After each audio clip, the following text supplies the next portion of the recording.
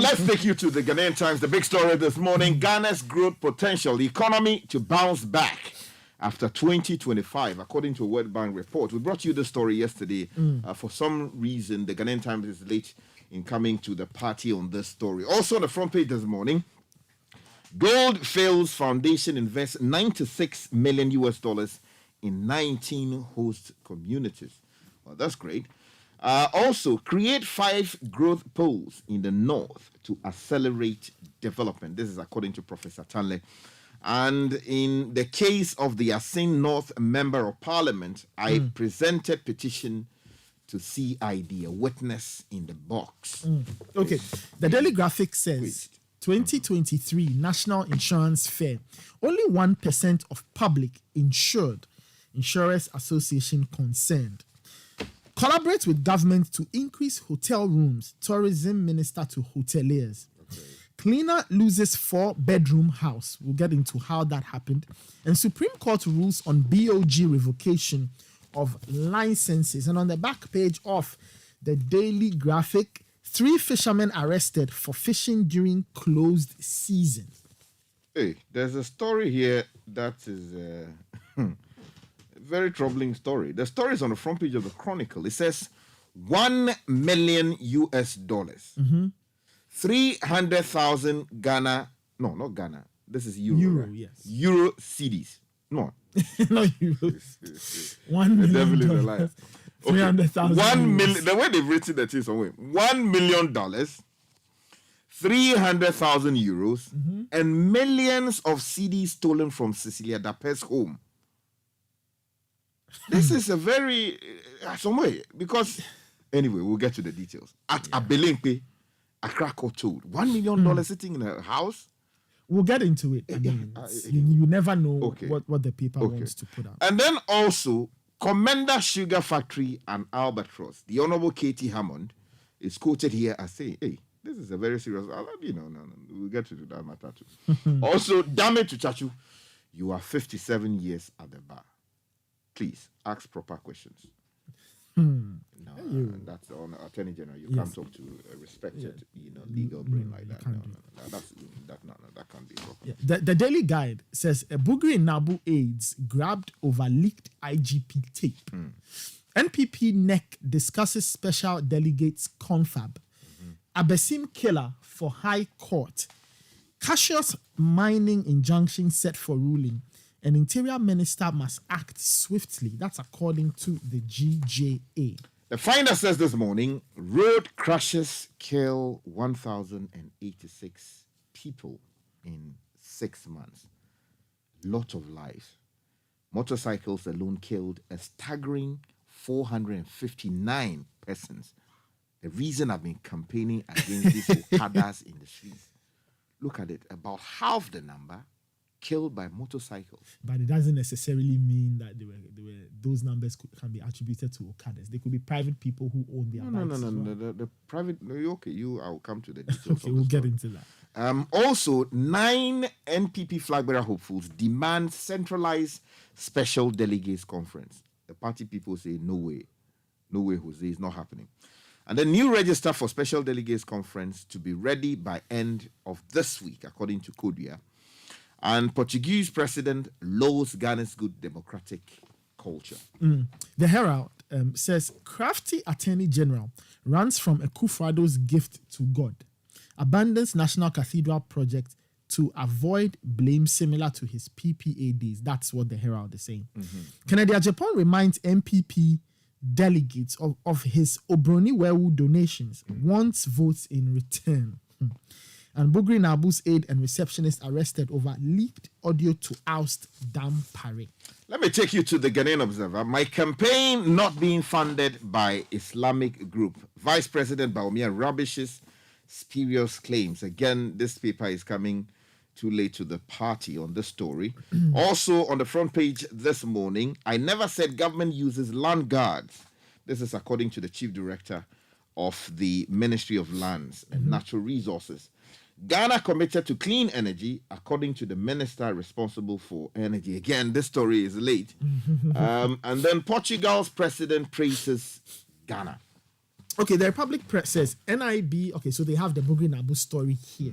Other stories: churches walk against LGBTQ plus.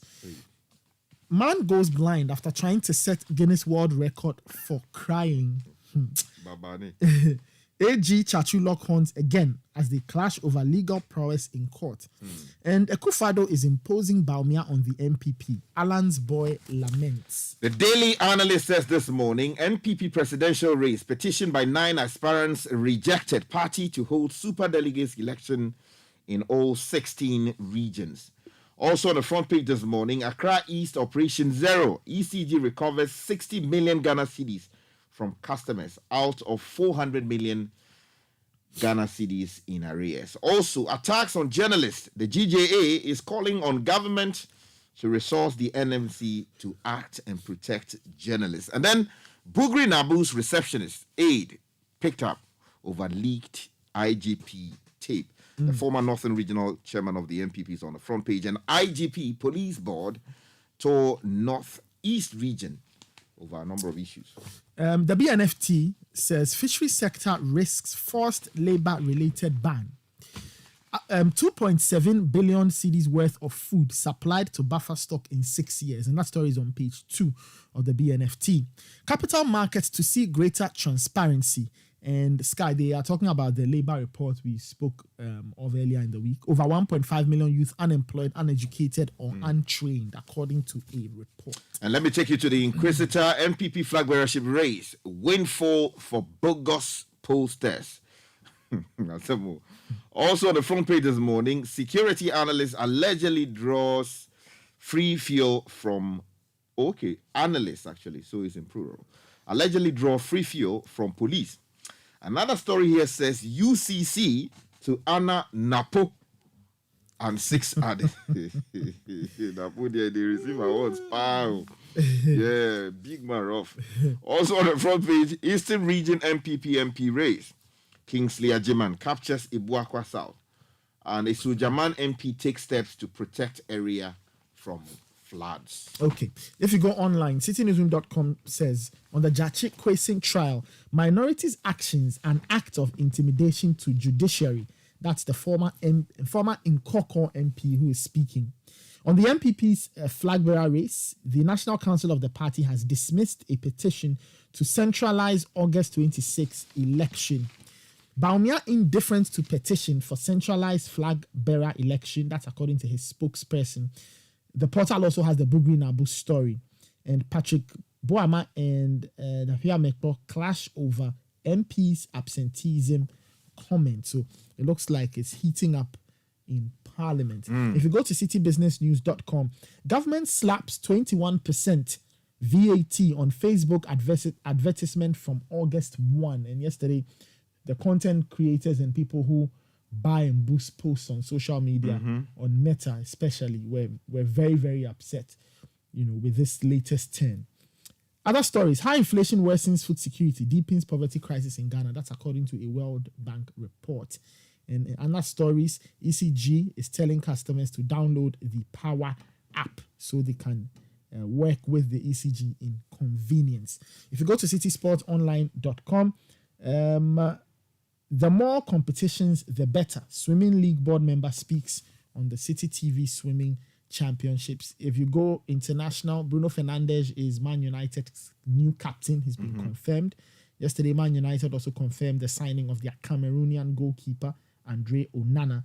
Daniel Amate is set to join Turkish giants Besiktas, according to some reports there. And there's a picture story of the state of the University of Ghana's facilities ahead of the 13th African Games, which will be held next year, God willing, in Ghana. If you go to myjoyonline.com, Joe Osewusu says, the current parliament is the worst in Ghana's history. I couldn't agree more. Boss MD says, taking Boss margin away will be suicidal. And other stories talking about MPP choose credible, trustworthy Alan Gifty Clenham to delegate to. Those are the thoughts of an individual there. If you go to the BBC, they have a live ticker which says UK ruling party loses 2 out of 3 seats in by-election. So that's also going on there. Putin may seek revenge or may still seek revenge on Prigozhin. That's according to the CIA chief. So it looks like Prigozhin and Putin also have their little episode happening there. And if you go to the Netherlands, Amsterdam bans cruise ships to limit visitors. And on a sporting note, Nigeria drew goalless with Canada in the FIFA Women's World Cup. Yes, the Nigerian goalkeeper saved the penalty to keep the Nigerians in the game, even though they were one woman down. They got a player sent off very late. So Africa's recorded its first point. Let's hope that we'll have more points and more wins in the competition. Nathan, let me take off this morning with this troubling story of $1 million cash being stolen. Now, the story is on the front page of the Chronicle, but the details on page 3 of the newspaper. Please grab a copy of the Chronicle and read the details of the story. But let me give you some good details of the story. Benis Besse, reporting for the Chronicle, says this morning that 2 house helps of Cecilia Abena Dapa and her husband, Daniel Seekufo, are before an Accra Circuit Court for allegedly stealing monies and items running into millions of Ghana cedis. Now, the said monies were allegedly stolen from the couple's room in their house at Abilingpe, a suburb of Accra in the Greater Accra region. Now, 18-year-old Patience Botwe and 30-year-old Sarah J allegedly stole the monies and personal effects of the couple between the months of July and October 2022. Now, the first accused person, A1 as they are popularly called, Patience, also has her current and former boyfriends, as well as her father, all being dragged before the same court. Nathan, listen up. Now, the Patience and Sarah, who is the second accused, are charged with 1 count of conspiracy to commit a crime and 5 counts of stealing $1 million, 300,000 euros, and millions of Ghana cedis. Now, within the same period, Patience and Sarah allegedly stole personal effects of Madame Cecilia Benadapa, which included assorted clothes valued at 95,000 Ghana cedis, handbags, and perfumes. Now, the rest are jewelries valued at 95,000 Ghana cedis from Cecilia Abena Dapa. However, Patience alone, within the same period, stole 6 pieces of kente cloth or kete cloth worth 90,000 Ghana cedis and 6 sets of men's suits valued at 3,000 US dollars, which are properties of the minister's husband. Now, Benjamin, who is the third accused, a 29-year-old man and a plumber, has been charged for dishonestly receiving 180,000 Ghana cedis. Kweku Botwe, which is the fourth accused, and who is 65 years old and is a trader, also received dishonestly some 50,000 Ghana cedis. And then also Malik Dauda, who is the fifth accused, and who is 23 and unemployed, also dishonestly received 1 million Ghana cedis. Now, these are all the allegations grounding the case against them. Now, as earlier stated, the monies mentioned are all properties of Cecilia Abenadapa and her husband, stolen from a bedroom that she shares with the husband. Now, all 5 accused persons are arraigned before a circuit court in Accra, presided over by Susanna Ekufo on Thursday, July 20, 2023. Now, their pleas are yet to be taken, but Sarah has been admitted to bail in the sum of 1 million Ghana cedis with 2 sureties. Now, the sureties are to deposit their Ghana cards with the registrar of the court. Her Honor Susanna Ekufu further stated that the bail condition is subject to review by the substantive judge as she was serving as a relief judge. In other words, she was sitting in for someone else. Now, Patience, together with her alleged boyfriends and father, had been remanded into lawful custody. Sarah was granted bail because she is a breastfeeding mother. This is a very serious story. This is. And takes me back to the 90s or the early 2000s. Oh, it should be the 90s, when a huge amount of money at that time was also stolen from the bedroom of the former Foreign Affairs Minister and former Attorney General, Yao Obed Asamoah, PhD. And the police officers responsible also face the courts. This is a troubling story. 1 million US dollars, 300,000 euros, millions of cedis. This is really, really, really a serious matter from a home. It's a serious matter. We'll keep an eye on that. Talking about matters in the court, page 13 of the Daily Graphic says the Supreme Court has declared that the High Court can interrogate the revocation of licenses of banks and specialized deposit-taking institutions, especially with regard to alleged breaches of fundamental human rights. The court held that Section 141 of the Banks and Special Deposit-Taking Institutions Act 2016, which stipulates arbitration as the means for seeking redress for those whose licenses had been revoked by the BOG, did not oust the jurisdiction of the High Court to also determine the propriety of the revocation. Now, a 5-member panel of the Apex Court unanimously made that decision last Wednesday when it reversed a ruling by the Court of Appeal, which had maintained that an arbitration tribunal and not the High Court was the proper forum for seeking redress against a revocation of a license by the BOG. So the Supreme Court gave the decision after it held an appeal by Dr. Papa Kwesi Indum, founder of the defunct GN Savings and Loans, who is challenging the revocation of GN's license by the BOG in 2019. Okay, so let me bring you back briefly to the Chronicle. There's a story there that says Commander Sugar Factory and Albatross. Let me breeze through that story. The story is by Maxwell Ofori, and it quotes the Minister for Trade and Industry, Kwabena Tahir Hammond, as having said the Commander Sugar Factory has become an albatross around the neck of the country. Now, according to him, apart from the factory not being properly set up, the company that originally undertook the construction of the factory has returned with a demand of 7.5 million US dollars, though the previous government spent 34.5 million US dollars on it. I mean, what kind of country are we? Hey! Anyway, let's go to something else. Anyway, if you go to, if you stay with the Daily Graphic on page 13, cleaner loses 4-bedroom house. Okay, now, essentially the story says a cleaner and bakery owner whose 4-bedroom house at Mimpasem in the Greater Accra region was demolished is seeking justice a year after the ordeal. Now, Benson Osei Champon, who works at the University of Ghana, said he bought a plot of land from the then chief.